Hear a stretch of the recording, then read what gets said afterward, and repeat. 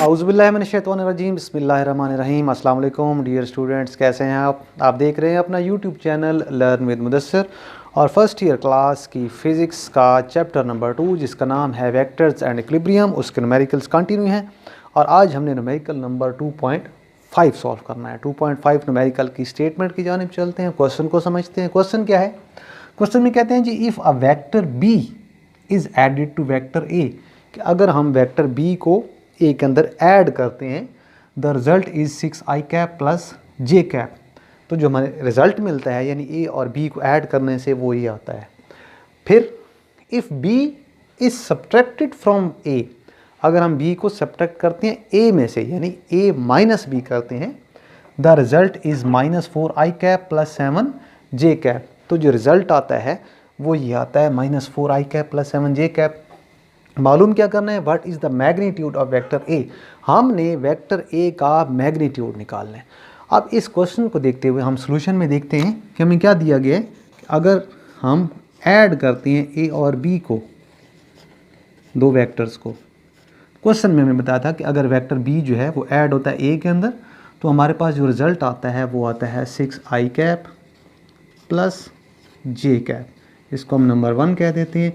और फिर वो कहते हैं कि अगर हम सब्ट्रैक्ट करते हैं किसको जी, if b is subtracted from a, from a से मुराद है ए माइनस बी अगर हम करते हैं, क्योंकि ए में से सब्ट्रैक्ट होगा बी, तो जो रिज़ल्ट आता है वही आता है -4i कैप और प्लस 7 जे कैप। ये हमारे पास जी दूसरी इक्वेशन हो गई। अब हमें मालूम क्या करना है? टू फाइंड, हमें कहा गया कि आप ए का मैग्नीट्यूड मालूम करें, जिसको हम यूँ भी लिख सकते हैं या सिंपली ए भी कह सकते हैं। ये हमें मालूम करना है। ठीक है जी, तो हम कैलकुलेशंस करते हैं अपनी।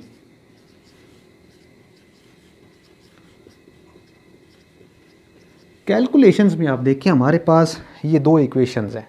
ये दो इक्वेशंस हैं जिसमें हमारे पास एक में a प्लस बी है और दूसरी में a माइनस बी है। अगर हम इन दोनों इक्वेशंस को सॉल्व करें, सॉल्व मीन या ऐड कर दें या सब्ट्रैक्ट करें, वो देखते हैं क्या करना है, तो हम a मालूम कर सकते हैं। अब क्या करते हैं जी, हम इन दोनों इक्वेशंस को ऐड कर लेते हैं। तो हम करते हैं एडिंग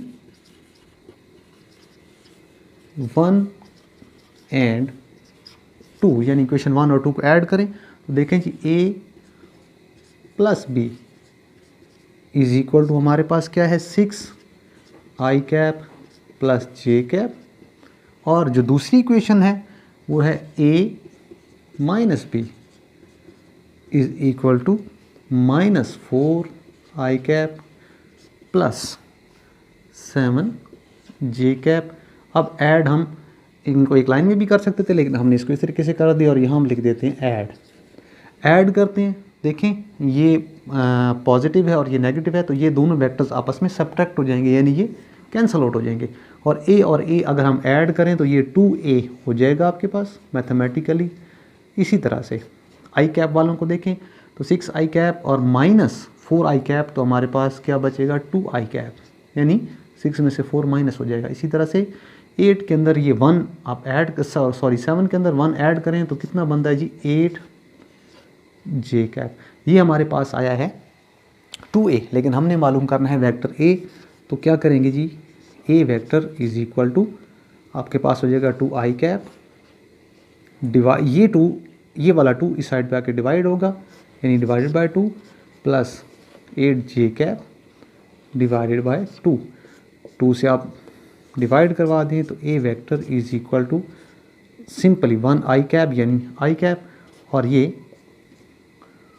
4 जे कैप आपके पास आता है।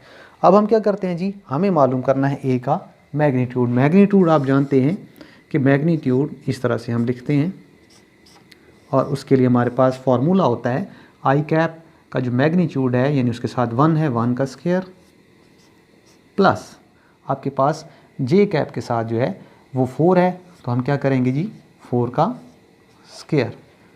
तो हमारे पास इस एब्सोल्यूट वैल्यू को आप सिंपल ए भी लिख सकते हैं, कोई मसला नहीं है, लेकिन ऊपर वेक्टर नहीं लिखेंगे फिर आप। तो 1 का स्क्वायर जो है वो 1 ही आएगा प्लस 4 का स्क्वायर 16 आएगा। अब 16 और 1 को ऐड करें तो 17 का स्क्वायर रूट। तो ए जो आएगा हमारे पास, हमने वैल्यू जो है ये कैलकुलेट करके रखी हुई है, मैं आपको बता देता हूँ। ये आती है जी 4.1 यूनिट्स, क्योंकि हमें यूनिट नहीं दिया गया था तो हम साथ लिख देंगे यूनिट्स। ये हमारे पास ए का मैग्नीट्यूड है, यानी 17 का स्क्वायर रूट किया तो 4.1 हमारे पास वैल्यू आती है। तो ये था न्यूमेरिकल 2.5। यकीनन आपको समझ आया होगा। हमारे चैनल को सब्सक्राइब कीजिए, हमारी वीडियोस को लाइक और शेयर कीजिए। इजाज़त चाहते हैं आपसे। अल्लाह हाफ़िज़। Thank you.